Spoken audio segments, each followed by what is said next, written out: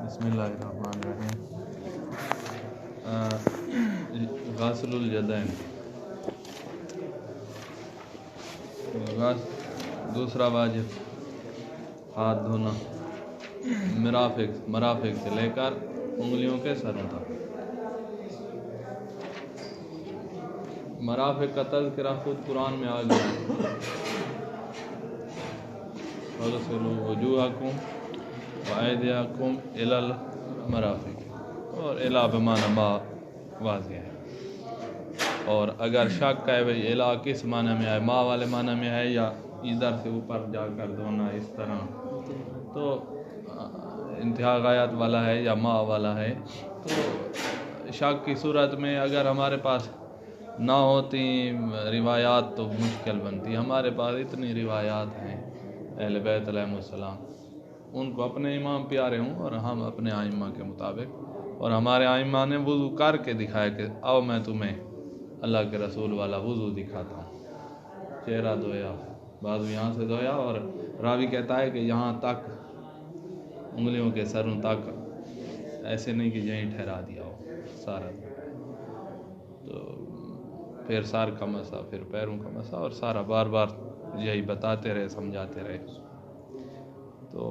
بہت روایات ہیں ہمارے پاس۔ آسان یاجب، اچھا یہ مرفقین تک اعلیٰ سے اسفل، وہی جیسے وہاں تھا چہرے میں اعلیٰ فاسفل،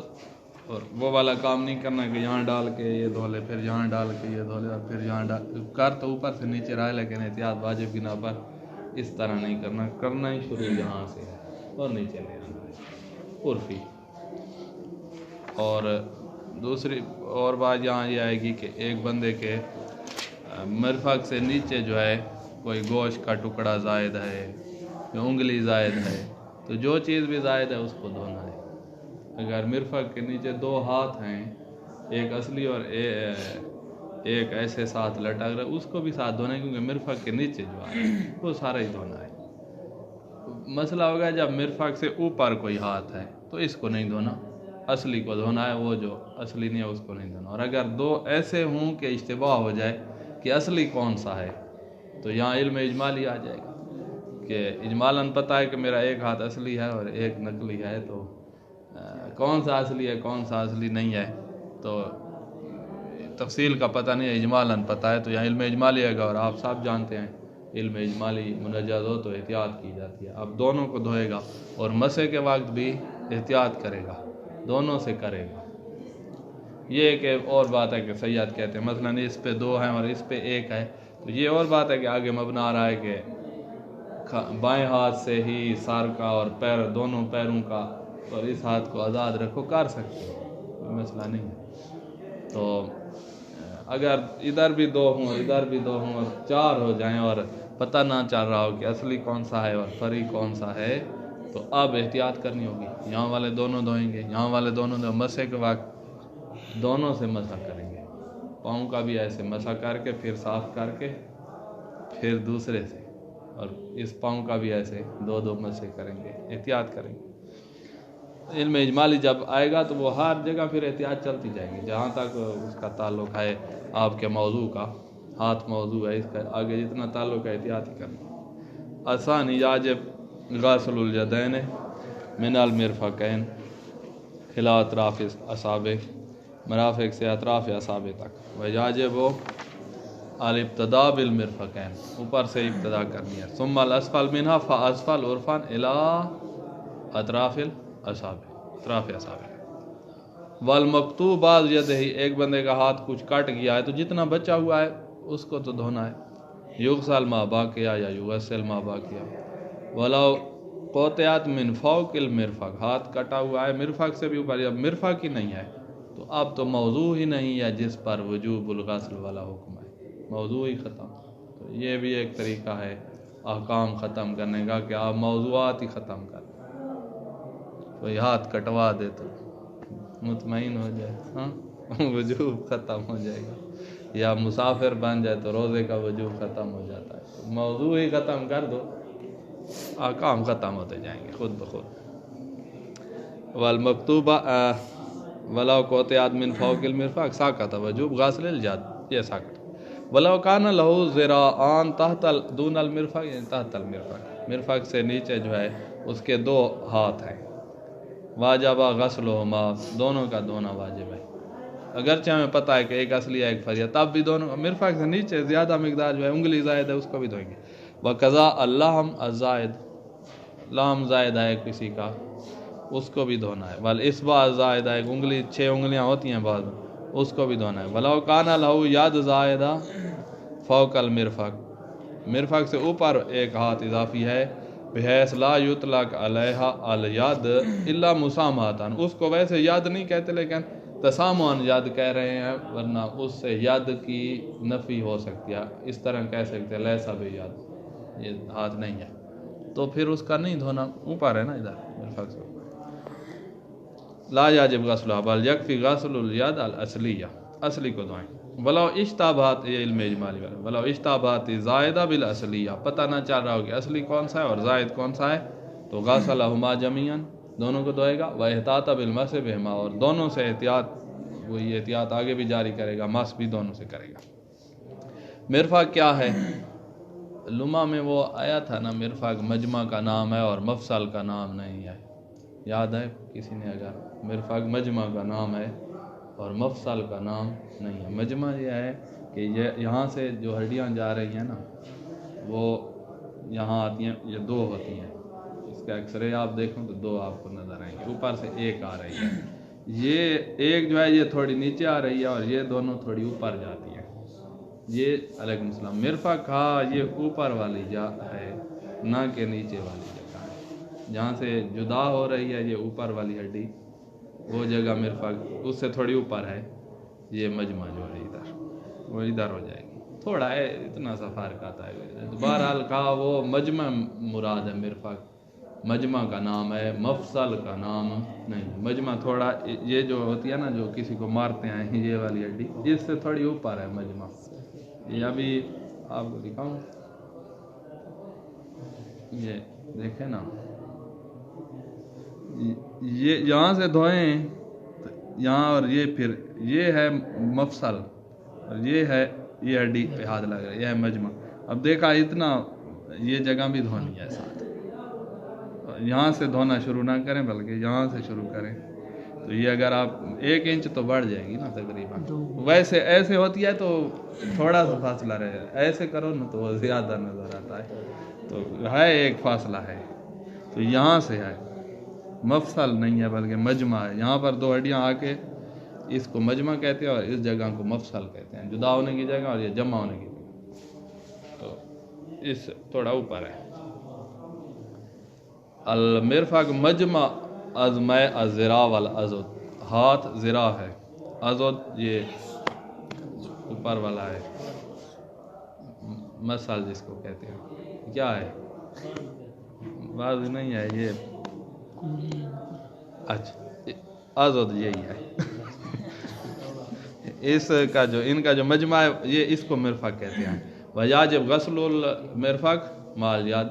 हाथ के साथ इसको भी धोना है। अच्छा किसी कुछ बंदे ऐसे होते हैं कि जिनके बाल घने होते हैं इधर बहुत वो गलीज बाल होते हैं गलीज मानी सख्त बाल होते हैं और घने भी बहुत होते हैं उससे जिल्द बहुत कम नज़र आएगी ऐसे भी बंदे होते हैं तो उनका क्या होगा कहा उन्होंने बालों और जिल्द सबको धोना है। ऐसे यहाँ इधर कोई गुंजाइश नहीं है कि ऊपर से बाल धो लें और जिल्द तक ना भी जाए लिहाजा उनके लिए थोड़ी मुश्किल है। वो एक हमारा रिश्तेदार है उसने वो ली क्या होती है बर्छी नहीं होती जो मारते हैं आशूरा को उसने जितनी मारी उसको कुछ भी नहीं हुआ कि बाल इतने थे जब कमीज उतारी तो हमने देखा है उसको एक भी नहीं लगी ना सारे बाल जो थे बात वो मजाक वाला बंदा है। अच्छा याजिब गासल शारा नाबित फिल जदैन माल बशरब वो बाल जो इधर हाथों पे हैं बाजुओं पे हैं उनको भी धोना है जिल्द समेत हत्तल गलीज मीन हो جو سخت بال ہیں اگر نرم نہیں ہیں ان کو بھی دھونا ہے علاوہ وجوب۔ یہ احتیاط واجب لگائی ہے، مکلف کو کچھ رخصت مل رہی ہے کہ وہ کسی اور کی غلیظ میں تھوڑا مشکل ہو جائے گا، ایک چلو ڈالو، تھوڑا اور بھی ڈالنا پڑے گا، وہ ایک کی نیت سے 2 چلو، ایک کی نیت سے 3 چلو، پہلے غسلہ اولا کی نیت سے اس طرح والا کام کرے گا تو وہ غلیظ والے کی جلد تک پہنچے گا، تو تھوڑا اس کا اور ہمارا فرق ہے، تو وہ اور مجتہد اجازت اس کو دیتا ہے تو وہاں رجوع کرے۔ اچھا، ہاتھ میں بازو میں ہاتھ میں کہیں کانٹا لگا ہے تو کانٹا ابھی وہ کھڑا ہے اس جلد میں تو تھوڑی مقدار جلد کی بھی ایسے ہو جائے گی، وہ جو ہو گئی ہے اس کے ساتھ اندر کی طرح تو وہ بھی تو اوپر کا حصہ ہے، اور ہم نے کہا ہے مقام تطبیق میں دقت عقلیہ کی جاتی ہے، اب ہم نے اس دقت عقلیہ کرنی ہے تو کانٹا نکالو یا وہ جلد اس کے ساتھ جو تھوڑی ادھر ہو گیا اس کو نکالو کہ غسل ہو جائے۔ عرفی مقدار یہ موضوع ایسا ہے جس کی اب عرف سے پوچھنے کی ضرورت ہی نہیں ہے، شارع نے خود تعیین کر دیا نا، ید المرافق کر دیا ہے، تو مرافق سے یہ اب جب موضوع کی معنی کی تعیین ہو گئی نا مفہوم کی، اب اس مفہوم کی خارجی پر تطبیق میں دقت عقلیہ کی جاتی ہے، تو یہ اب یاد رہے گا نا کہ مفہوم کی تعیین عرف کے ہاتھ میں ہے، یا شارع خود کرے تو ہی کر سکتا ہے، کبھی کبھی تدخل کر کے خود بھی کر دیتا ہے، اور جب اس مفہوم کی تطبیق کرنی ہے تو وہ ہم نے کرنی ہے اور ہم نے فل دقت کرنی ہے پھر تطبیق میں، تو تطبیق خارجی چیز ہے، موضوع جس پر احکام آتے ہیں وہ ذہنی چیز ہوتی ہے، مفہوم ہوتے ہیں، اگر خارجیوں پر احکام آتے ہیں نا کہ بھائی، تو پھر جو سید المرسلین کے زمانے میں تھے لوگ ان پر تو احکام آ گئے، اور ہم جو ہیں اس زمانے میں نہیں تھے تو ہم پہ تو احکام آیا ہی نہیں ہے، مثلا اقیم الصلاۃ آیا تو اقیموں کا موضوع صرف اگر وہی رکھے جائیں جو خارج میں ہے، اس کو قضیہ خارجیہ بنایا جائے تو پھر ہم پہ واجب ہی نہیں ہے، تو ہم کہتے ہیں کہ جو شریعت کے قوانین بنے ہیں نا وہ علی ناول قضیہ الحقیقیہ بنے ہیں، منطق میں قضیہ حقیقیہ اور خارجیہ آپ نے پڑھا ہے نا، اور ذہنیہ میں موضوع ذہنی، حکم ذہنی، اور اس موضوع نے خارج میں آنا ہی نہیں ہوتا، آنا ہی محال ہوتا ہے، جیسے النوع کلی، نوع خارج میں تو نہیں ہے نا، ذہنی چیز ہے، اور ایک موضوع ہوتا ہے جو خارج اور ذہن دونوں میں آپ جا سکتا ہے، وہ قضیہ حقیقیہ والا ہوتا ہے، کہ مثلا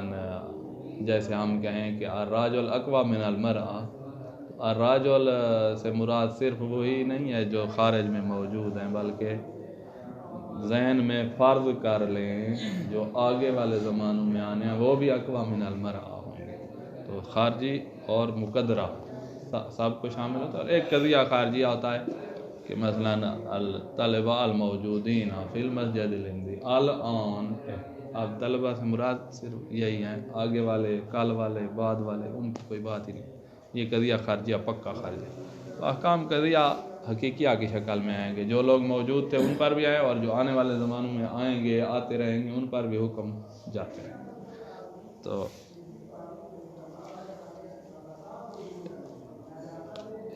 لہذا تطبیق کرنی ہے تو تطبیق جو ذہن میں ہوتا ہے اس کی تطبیق ہوتی ہے، تو وہاں سے چلے تھے کہ مفہوم عرف کے پاس ہیں اور تطبیقیں دقت عقلی کے ساتھ ہم نے خود کرنی ہے۔ یہ پڑھ لیا تھا، اذا داخلت شوکا فی الیاد، ہاتھ میں کانٹا لگائے تو لا یاجب اخراجہا، ویسے اس کا اخراج واجب نہیں ہے، الا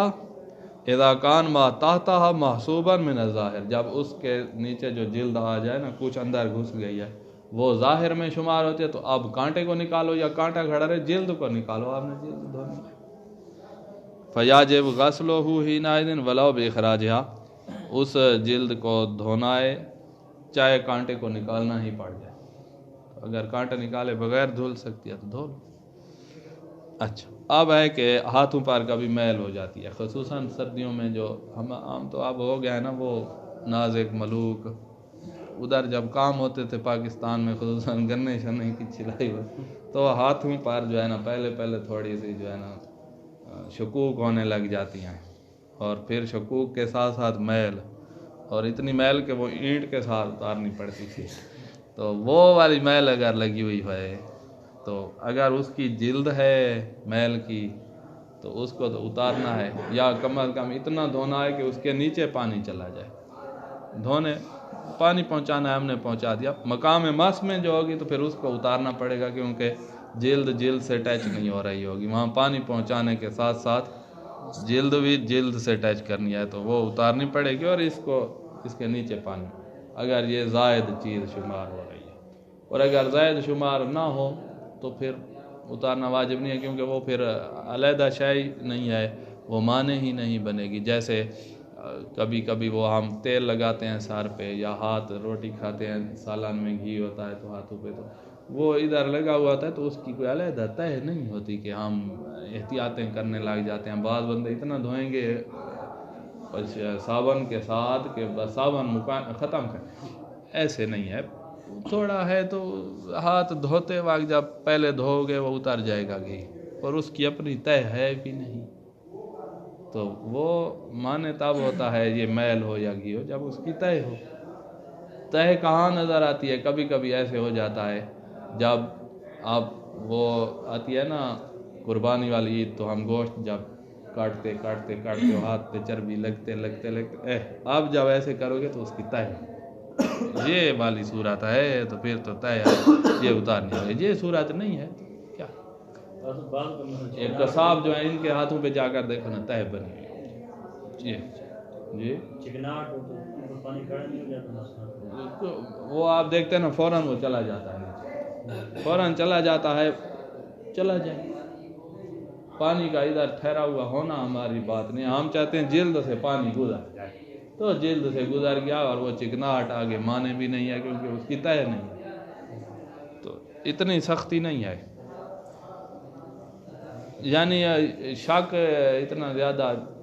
مناسب نہیں ہے. یعنی تھوڑا انسان اپنے عقل کو استعمال کرے. تہ کو معنی قرار دیا گیا ہے جس کا عرض ہی نہیں ہے. جیسے مہندی لگاؤ اور ہاتھ کا رنگ جو ہے وہ اور ہو جاتا ہے، پیلا یا سرخ ہو جاتا ہے، تو اب آپ کہو گے یہاں تہ ہے، تہ نہیں ہے. وہ عرض شمار ہوتی ہے، تہ شمار نہیں ہوتی، جرم شمار نہیں ہوتا، اس کا جسم شمار نہیں ہوتا رنگ کا. اسی طرح اگر یہ گھی لگا ہوا ہے اور اس کی جسم شمار نہیں ہوتا تو ٹھیک ہے. آج کل جو مہندی آئی ہے اس پہ تو ایسے ہی سسٹم ہے، وہ کر سکتی ہے. تو پھر اگر ایسے ہے، اب ہمیں پتہ نہیں ہے، ایسے ہے جو ایسی مہندی آ جائے اکھڑتی ہے پھر اس کو اکھاڑیں گے. اور اگر ایسی نہیں ہے جیسے پہلے زمانے میں ہوتی تھی تو پھر جی پنسل بھی دو طرح کی ہوتی ہے. جی آگے آ رہی ہیں باتیں، ابھی یہ ہے کہ آگے اس کی مزید وضاحتیں آ رہی ہیں. تو وہ میل جس کہ اپنا شے زائد شمار ہو رہی ہے اور اس کا اپنا جرم شمار ہو رہا ہے، وہی معنی ہے. باقی کبھی ایسا ہوگا آپ یہ چونے والا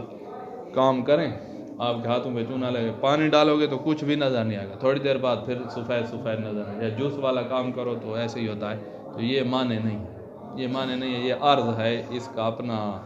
جسم نہیں ہے، جرم نہیں ہے. جسم اور عرض میں کیا فرق ہے؟ جسم میں طول، عرض اور عمق ہوتے ہیں. یہ جسم ہے، اس میں طول ہے، اس میں چوڑائی ہے، اور اس میں گہرائی ہے، عمق ہے. یہ تین چیزیں جس میں ہوتا ہے، جس کو ہم 3D کہتے ہیں. آج کل اس کو 3D کہتے ہیں. یہ 3D جس میں ہوتا ہے وہ ہوتا ہے جسم. اور جو 3D نہیں ہے اس کا طول ہے، اس کا عرض ہے، لیکن اس کا گہرائی نہیں ہے، تو اس کو ہم جسم نہیں کہیں گے. یہ جو مہندی ہوتی ہے یہ لمبی بھی ہے، چوڑی بھی ہے رنگ، لیکن اس کی گہرائی نہیں ہے، تو اس لیے اس کو ہم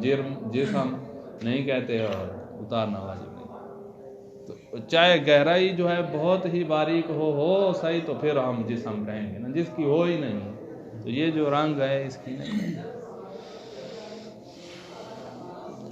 اچھا، تو شک آپ کہیں جی شک ہو جائے کہ ہے کہ نہیں ہے، تو ہم کہتے ہیں شک کرنے سے پہلے تھوڑا سوچ تو لو، ہو سکتا ہے شک نہ ہو. ہاں جس کو ہو گیا ہے تو پھر اس کو کہیں گے کہ عدم المانع یہ ہماری شرط ہے. اور ذیل مقدمہ میں داخل ہونے سے پہلے اس کی شرائط کا اطمینان کرنا. اور جب تمہیں شک ہے کہ معنی ہے یا نہیں ہے، یعنی تمہیں عدم المانے کا اطمینان نہیں ہے نا، شک جو ہے، تو پھر اتاریں گے. اور لیکن ہم کہتے ہیں شک کرنے سے پہلے تھوڑا سوچ لو کہ اس کا یہ معنی ہو سکتا ہے یا نہیں ہو سکتا. سوچنے سے ہو سکتا ہے، شک کی نہ آئے. اچھا، الوسع غلط یکون علی الاعضاء، وہ میل جو اعضاء پر ہوتی ہے، اذا لم یؤدى شیئا زائدا علی البشرہ، شیء زائد یعنی جسم شمار نہ ہو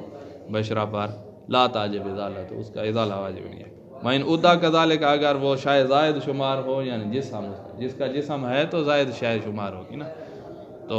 تاجب ازالہ، تو اس کا ازالہ واجب ہے. اذا کان مانعا عن وصول الماء الیہا، جب مانع عن وصول الماء ہو، اگر شیء زائد ہو اور مانع نہ ہو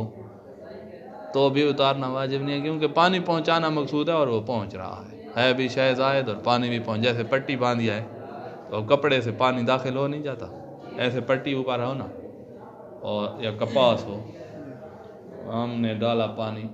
وہ جبیرہ میں آئے گا کہ پانی نقصان نہیں دیتا اور پٹی کے نیچے چلا جائے گا، تو کیوں اتاریں پٹی. ایک صورت ایسی آئے گی جہاں اتارنا واجب نہیں ہے، تو وہ پانی اس کے نیچے چلا گیا، حالانکہ شیء زائد ہے، تو پانی پہنچانا ہے، اس کا اتارنا واجب نہیں. ہاں مقام مس میں ہو تو پھر ہم اتاریں گے، کیونکہ جلد سے جلد مس نہیں ہوگی. وَإِلَّا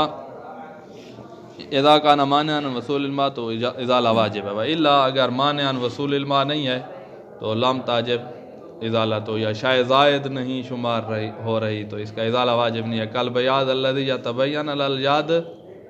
من الجس و ناوی، جس آپ نے استعمال کیا ہے، چونا آپ نے استعمال کیا ہے تو بیاض نظر آتی ہے، جب دھوئیں گے تو کچھ بھی نظر نہیں آئے، اس کا ازالہ واجب نہیں ہے. بعض کہا جو فقہ کو نہیں جانتے وہ کیا کرتے ہیں، ہاتھ دھوتے ہیں وضو کے وقت، چہرہ دھویا، جب بازو دھوئے تو یہیں کلائیوں تک دھوتے ہیں، آگے ہاتھ نہیں لے جاتے. تو کہا یہ اس نے سوئی کے نوک جتنی جگہ کیا پورا ہاتھ چھوڑ دیا ہے، اس کا وضو باطل.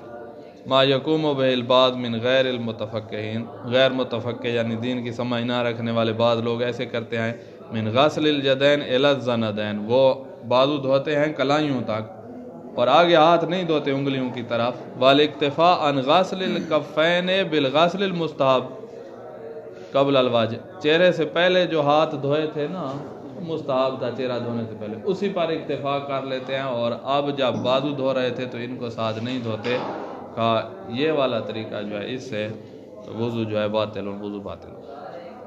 اچھا، اب ہے آگے مسئلہ کہ ہم اگر وضو ارتماسی کرنا چاہیں تو کر سکتے ہیں. کہا ہاں کر سکتے ہو، بس اعلیٰ فل اسفل وہ والی بات محفوظ کرو اور کر سکتے ہو. اب کیسے ہوگا کہ جب آپ چہرے کو ڈبو رہے ہو نا، پانی کا تالاب ہے، تو پہلے ماتھے والی یہ جگہ ڈبوئیں، پہلے یہ رکھیں اور پھر اس کے بعد اتنے تک ایسے لے آئیں، ڈالتے وقت نہیں آتا، یہ تھوڑا مشکل ہے. بازو میں آپ کو آسان، بازو کو ایسے ڈالیں گے پانی میں،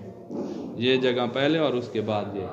اگر آپ ایسے ڈال کے بیٹھے، آپ نکالتے وقت آپ اس طرح کوئی سوچے کہ نکالتے وقت جب میں نکالوں گا پہلے یہ جگہ نکلے گی، یہ دھو رہی ہے، یہ دھل رہی ہے، یہ نکالتے وقت نہیں کرنی، نہیں آتی، ڈالتے وقت نہیں آتی کرنی. اور اعلیٰ سے اسفل ڈالیں، یہ جگہ پہلے ڈالیں، پھر یہ ایسے ایسے ہوگا، ایسے ڈبوتے جائیں گے، وہ اعلیٰ سے اسفل، پھر اس کو بھی کر لیں گے. اب جب ہاتھ ڈوبا ہوا ہے، یہ دھل گیا ہے، بس دھل گیا. اب جب نکالا ہے تو نکالتے وقت نیا پانی تو لگ نہیں جائے گا،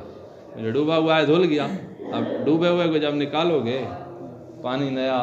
آ گیا، اس طرح اس کو نکالو گے، ڈالتے وقت دھل گیا ہے سارا جب اس میں پڑا، پھر نکالو گے تو نیا پانی ہو جائے. یہ جو پانی جاری ہے نا، بہہ رہا ہے، نیا پانی لگ گیا، مسح کیسے کرو گے؟ سید خوئی نے کہا ہے کہ ایسے نہ کیا کرو، کیونکہ مسح کے وقت آپ کے لیے پرابلم بنے گی. تو سید سستانی آپ بھی یہی کہتے ہو کہ بازو، دونوں بازوؤں کا وضو ارتماسی نہ کریں، ایک کا کر لینا. اگر اس کا ہم نے اس کو ایسے دھویا ہے، اس کو ارتماسی کر لیا، پھر مسح اسی ہاتھ سے تینوں چیزوں کا کر لیں، سار کا دونوں پیروں کا دائیں ہاتھ سے کر لیں، یا سار کا اور دونوں پیروں کا بائیں ہاتھ سے کریں، اس کا ارتماسی اور اس کا ترتیب وہ جو دوسرا آتا ہے اوپر چلو ڈال کے. سید خوئی کہتے ہیں اس طرح کرو، ایک ہاتھ کا ارتماسی کرو اور دوسرے ہاتھ کا ارتماسی نہ کرو، دوسرا چلو کے ساتھ کرو. تاکہ آپ اسی دوسرے ہاتھ سے یا چلو جو ڈالے ہیں تو آپ اس ہاتھ پہ بھی یہی پانی لگ گیا ہے تو آپ اس ہاتھ سے جو ہے نا پھر بائیں ہاتھ کا آپ التماس ہی نہ کرو، اسی سے تو آپ نے مسح کرنا ہے۔ اس طرح جو کیا تھا تو نکالتے وقت نیا پانی لگ جاتا ہے، تو اس طرح مسح کس ہاتھ سے کرو گے؟ تو سید خوئی نے منع کر دیا۔ سید سستانی کہتے ہیں کہ کوئی مسئلہ نہیں ہے، جب شریعت اجازت دے رہی تھی نا التماسی طریقے کی تو اس کو پتہ نہیں تھا کہ جب یہ نکالے گا تو نیا پانی لگ جائے گا؟ کہا ہاں پتہ تھا، پھر اس نے کیوں اجازت دی؟ تو اس کا مطلب یہ ہے کہ عرف کی نگاہ میں یہ نیا پانی شمار ہی نہیں ہوتا، یہ جو نیا لگا ہے۔ جیسے وہ نہیں تھا دھار آ رہی تھی اور نجس جگہ پہ لگ رہی تھی تو ہم نے کہا وہی جگہ نجس ہے، دھار نجس نہیں ہے، دقت کے ساتھ دیکھو تو یہ اتصال ہے، کہا عرف کی نگاہ میں یہ انفصال شمار ہوتا ہے، یہاں پر بھی یہ جو نیا پانی شمار ہی نہیں ہوتا، لہذا آپ مزے سے التماس ہی کریں اور مسح کریں، کوئی مسئلہ بھی نہیں۔ بس یہ یاد رکھے پانی میں ڈالتے وقت نیت و وضو کی، ایسے نہ کہ ڈال لیا سارا ہاتھ، اب پانی میں پورا یہاں سے لے کر ڈبویا ہوا ہے، اب نکالتے وقت جو ہے وضو کر، اب یہاں سے پانی ایسے بھی جا رہا ہے میں ابھی دھو رہا ہوں، اس طرح نہیں ہے، یہ دھونا شمار نہیں ہوگا، ڈالتے وقت دھونا شمار ہوتا ہے۔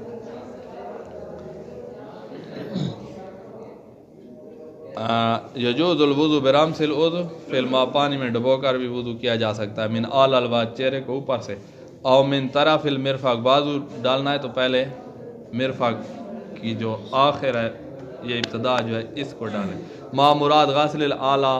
فالاعلی فیہما، چہرے اور بازو میں اعلی فالاعلی کا خیال رکھے جیسے کہ اوپر بیان کیا ہے، ولا فرق فی ذلک بین غسل الید الیمنی والیسری، جو ہاتھ بھی دھونا چاہو دھو سکتے ہو، فیجوز ان ینوی الغسل لليسرى بادخالها فی الماء من المرفق، کہ جائز ہے کہ نیت کرے جب غسل کرے بائیں ہاتھ کا، دائیں کو بھی دھو لیا اسی طرح، بائیں کا جب غسل کرنا چاہتا ہے تو اسی وقت اس کو پانی میں ڈال رہا ہے مرفق سے، وہیں سے غسل کی نیت کر لے، ولا یلزم تعذر المس بماء الوضو، اور یہ والی بات لازم نہیں آئے گی کہ آپ نے دونوں ہاتھ جب التماسی دھو لیے ہیں تو اب تو مس بماء الوضو متعذر ہو گیا ہے، مس بالماء الوضو محال ہو گیا ہے، یہ والی بات سید خوئی والی ہمیں قبول نہیں، لأن الماء الخارج معها، ہاتھ کے ساتھ اب جو پانی نکلا ہے باہر، یعد من توابع الغسل عرفاً، یہ غسل کے توابع میں شمار ہوتا ہے، کوئی مسئلہ بھی نہیں ہے، ہذا تو اسی طرح اگر آپ اتنی وہ کرنے لگ جائیں دقتیں، تو آپ نے یہ ہاتھ دھویا ہے، یہ دیکھیں اس ہاتھ کو دھویا ہے سارا، یہ وضو والا پانی اس پہ ہے، ابھی اس کو جو دھونا ہے اور آپ ٹوٹی پہ نیا پانی نہیں ہے ادھر ڈال رہے ہو، تو ایک قسم کا اس ہاتھ پہ نیا شمار ہو جائے گا اگر دقت کرو تو ہم تو اس سے پھر مسح کر نہیں رہے ہوتے، تو کہا یہ دقتیں نہیں ہیں، عرف کی نگاہ میں جو نکالے ہیں بازو تو یہ نیا پانی شمار نہیں ہوتا، ھذا اذا غسل الیمین رمسا ایضا، یہ ہے جب بایاں دھویا ہے نا ڈبو کے اور دایاں بھی ڈبو کے، تو اب سید خوئی کہے گا کہ یہاں تو المس بماء الوضو محال ہو گیا ہے اس صورت میں، لیکن اگر اس نے ایسے کیا ہو کہ ایک ہاتھ اس نے ڈبو کے کیا ہے اور دوسرا بائیں کو ایسے کیا ہے تو کہا اس صورت میں محال نہیں رہے گا، کیونکہ اس بائیں کے ساتھ سارا مسح کر سکتے ہیں، یا اس نے دایاں ہاتھ چلو کے ساتھ دھویا ہے اور بائیں کو ڈبو دیا ہے تو دائیں کے ساتھ سارا مسح کر سکتے، اب آگے مثال وہی لکھ رہا ہے کہ دائیں ہاتھ کو چلو کے ساتھ بائیں ڈبو لیا اور دائیں کے ساتھ تینوں مسح کر لیا، تو یہاں کوئی پھر مالیت نہیں ہوگی، سید خوئی بھی اس پر راضی ہیں جو میں کہہ رہا ہوں، سید خوئی دونوں کو ڈبونے سے منع کرتے ہیں، دائیں کو چلو کے ساتھ اور بائیں کو ڈبونے سے منع نہیں کرتے، پھر دائیں سے سارے مسح کر۔ اما اذا غسلھا بالصب علیہا، دائیں ہاتھ کو غسلھا، ہا کی ضمیر دائیں ہاتھ کی طرف جا رہی ہے، پیچھے زمین نہیں لکھا، اس کو دھویا ہے چلو ڈال کر، تو فلا اشکال علی کل حال، اب تو کوئی اشکال نہیں ہوگا، اذ یمکن مس القدمین بہا، اسی دائیں ہاتھ کے ساتھ دونوں پیروں کا مسح بھی ہو سکتا ہے، جس طرح اس نے سار کا دائیں ہاتھ سے کیا ہے، دونوں پیروں کا بھی کر لے، لما سیاتی آگے آئے گا من جواز المس بکل من الجدین علی کلال قدمین، کہ مسح جائز ہوتا ہے دونوں پیروں کا، دائیں ہاتھ سے دونوں کا کر لو یا بائیں ہاتھ سے دونوں کا، آگے آ جائے گا۔ ہاذا، یہ تو پکڑ لینا بات جو پیچھے آ گئی، ہاذا خذ ذا۔ آگے ایک اور بات بتاؤں، کہا اما قاصد الغسل باخراج العضو من الماء تدریجا، اگر آپ وضو کا قصد اس وقت کر رہے ہیں یا ڈوبے ہوئے ہاتھ کو نکالتے وقت وضو کا قصد، تو کہا ہاذا فہو غیر مجزن، یہ مطلقاً مجزی نہیں ہے، غسل کے لیے بھی مس کے لیے بھی، بالکل یہ کافی نہیں ہے، یہ غسل ہی نہیں ہے کہ آپ کہیں جی اس سے پھر میں مسح کروں گا وضو والا، اس میں تو کوئی مطلقاً یعنی جو صورت بھی آپ فرض کریں یہ ٹھیک نہیں ہے، چاہے دونوں ہاتھوں کو دھویا ہے،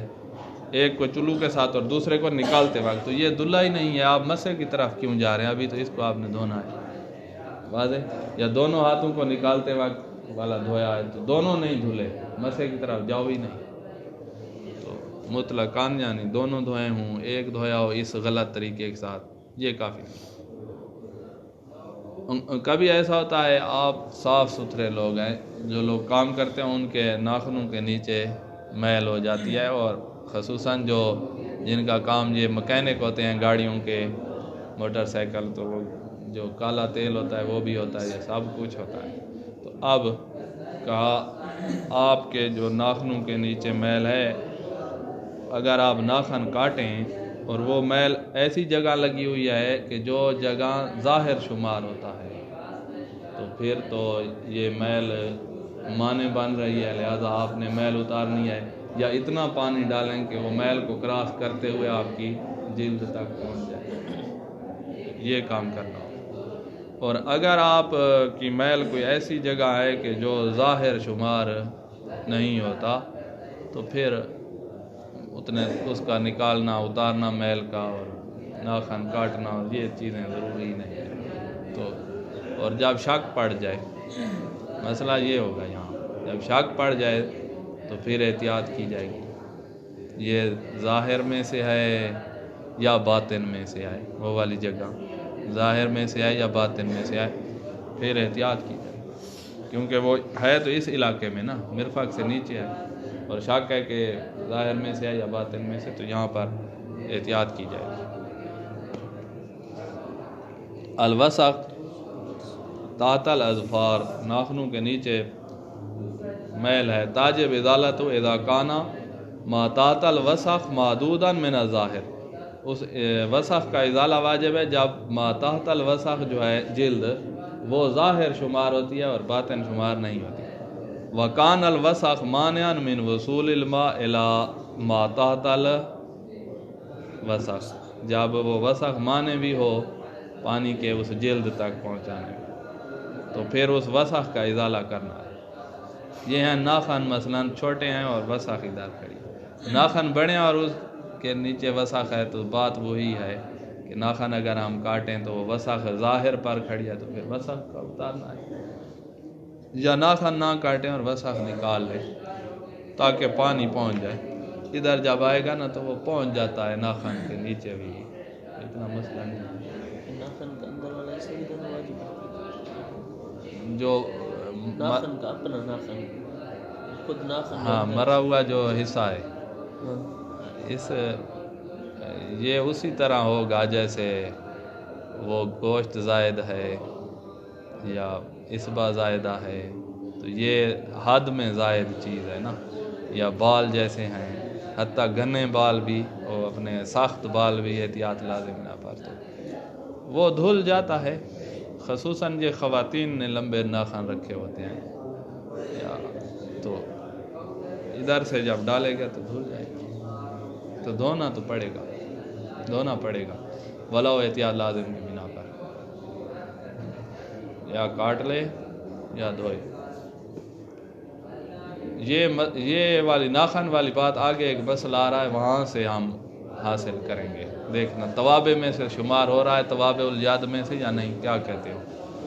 توابع میں سے ہے، ایک دفعہ ہوتی ہے شے خارجی شمار ہوتی ہے، شے خارجی کیسے؟ مثلاً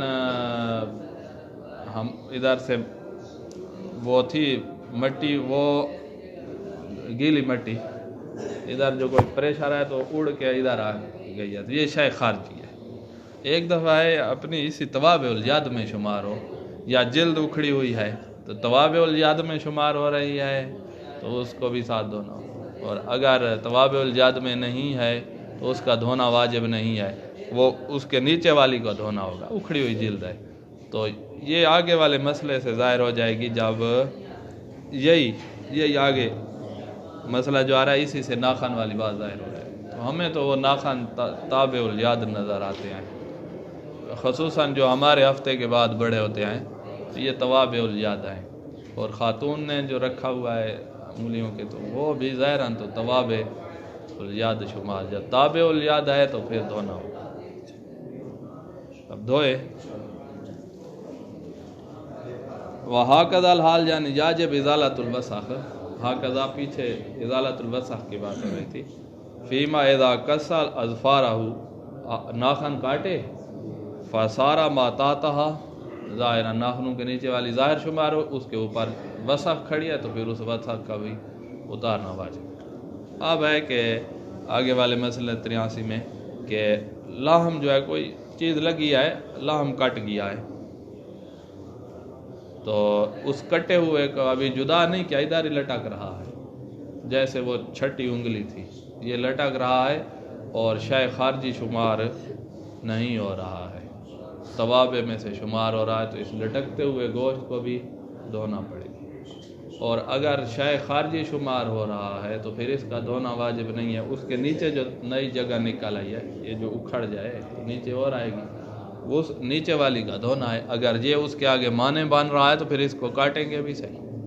تاکہ اس تک پانی بھیجے، اس کو علیحدہ کرے اور اس کے نیچے پانی جیسے ہی ہو جائے۔ اسی طرح جلد اکھڑی ہوئی ہے تو وہ اگر ایسے ہو رہی ہے، جیسے کپڑا ایسے ہو رہا ہے، ایسے اکھڑی ہوئی ہے، تو وہ کیا ہے، شاید خارجی شمار ہو رہی ہے یا طواب الیاد شمار ہو رہی ہے۔ اگر یہ فیصلہ آپ کر لیں کہ خارجی ہے تو پھر اس کا دھونا واجب نہیں ہے، طواب ہے تو دھونا، اور جب شک پڑ جائے گا تو اصل تو وہ تابع تھی نا، اب شک ہے تابع ہے یا نہیں تو پھر ہم کر دیں گے استصحاب، تو اس کو احتیاطاً ہم دھو لیں گے۔ تو خارجیہ ثابت کرنی ہوگی، خارجی ہے تو پھر دھونا نہیں، شاید خارجی جیسے وہ ہم نے کہا مٹی آ گئی ہے اوپر اس طرح، یا کوئی وہ لگائی ہوئی ہے، کوئی پٹی آ گئی ہے تو یہ شے خارجی ہے، اس کا کیا دھونا واجب نہیں۔ اذا ان کا تعلم من الجدین، ہاتھ سے گوشت کاٹ گیا ہے، غاسل ما ظاہر بعد القط، یہ اکھڑ گیا ہے، اس کے نیچے جو نئی جگہ ظاہر ہوئی ہے اس کا تو دھونا ہے۔ ویاجب غسل ذلک اللحم ایضاً، اس گوشت کو بھی دھونا ہے جو اکھڑا ہوا ہے اور ادھر ادھر ہل رہا ہے، مادام لم ينفصل، جب جدا نہیں ہوا ہے، وَإِنْ كَانَ اتصالُ بِجِلْدَةٍ رَقِيقَةٍ، اگرچہ اس کا اتصال جلد کے ساتھ ایک پتلے سے چمڑے کی وجہ سے ہے اور باقی سارا کٹا ہوا ہے، تب بھی اس کا دھونا ہے، بشرط یہ والی بات اذا لم يؤد شیئا خارجیا، شے خارجی جب شمار نہیں ہو رہا تو دھونا ہے، یعنی یہ تابع شمار ہو رہا ہے، یا شک ہے کہ خارجی ہے یا نہیں ہے، جب شک ہے تو بھی خارجی شمار نہیں ہو رہا نا، خارجی شمار ہونا اطمینان کے ساتھ ہوگا تو بھی دھونا ہے۔ وَإِلَّا، اگر خارجی شے شمار ہو رہا ہے، اطمینان ہو گیا کہ یہ شے خارجی ہے تو فلا یاجب غسلہ، اس کا دھونا واجب نہیں ہے، اور اسی پر ناخن قیاس کر لو۔ وَكَمَا لَا يَجِبُ غَسْلُ الْجِلْدِ، تو اس گوشت کا دھونا واجب نہیں ہے، كَمَا لَا يَجِبُ غَسْلُ الْجِلْدِ الَّتِي اتصل بِسَبَبِهَا، اسی طرح وہ جلد جو جس کی وجہ سے وہ گوشت لٹک رہا ہے، اس جلد کا دھونا بھی واجب نہیں ہے، وہ بھی شے خارجی شمار ہو رہی ہے نا، الا بالمقدار الذي يؤد من طواب اليد، ہاں وہ جلد جو اس گوشت کے لٹکنے کا سبب بن رہی ہے اور طواب الیاد میں شمار ہو رہی ہے، پھر اس کو دھوئیں گے۔ تو بات ہے کہ خارجی ہے یا تابع ہے۔ وَقَذَا لَا يَجِبُ قَطْعُ اللَّحْمِ عَنْهَا، ہاتھ سے اس گوشت کا کاٹنا واجب نہیں ہے، اس کے نیچے پانی پہنچانا ہے جو یاد ہے۔ لِيَغْسِلْ مَوْضِعَ اِتِّصَالِهَا بِهِ، کہ موضع اتصال جو ہے اس کو دھو لے، جو اس کٹے ہوئے لاہم کے ساتھ متصل مقام ہے اس تک پانی پہنچانے کے لیے لاہم کو کاٹنا یہ واجب نہیں ہے، اس کو ہٹا کے پانی پہنچانا ہے، پانی پہنچانا۔ نعم لو عدت الجلد شیئا خارجیا فلا بد من، ہاں وہ جلد اوپر چمٹی ہوئی ہے جو وہ شے خارجی شمار ہو رہی ہے، اور جو اصلی ہے جو تابع اس تک پانی نہیں پہنچنا تو اب کاٹے۔ جب وہ خارجی ہو پڑی پانی پہنچ رہا ہے تو پھر کیوں کاٹے؟ جیسے پٹی باندھی ہوئی ہو، ہم نے کہا پٹی بھی نہ اتارو اگر پانی پہنچ رہا ہے، وہ جبیرہ کے ایک مسئلے میں آئے گا۔ اچھا، وہ سردیوں میں جو شکوک ہو جاتی ہیں، جلد پھٹ جاتی ہے، تو اب اس کی تہہ میں پانی پہنچانا ہوگا، یا کا شکوک بڑی ہیں کہ ان کی تہہ یہیں سے نظر آ رہی ہے، اتنی بڑی ہیں تو پھر تہہ میں پہنچانا پڑے۔ جیسے کبھی وہ پاؤں پہ ہوتی ہیں، ایڑی جو پاؤں کی ہے اس میں ہو جاتی ہیں، تو اب ہم جب غسل کریں گے تو اس پہ پانی ڈالیں گے تاکہ اندر ان کے پانی پہنچ جائے۔ وہ پہنچ جاتا ہے، اتنے چنتے کی ضرورت نہیں۔ تو اور اگر اتنی نہیں ہے کہ ان کا اندر نظر آئے تو پھر تو وہ ایسے ہے جیسے یہ جلد ہوتی ہے، پھر پانی پہنچانا اتنا محنت نہیں مانگتا، خود بخود پہنچ جائے گا۔ بس یہاں پھر پڑھیں گے آگے۔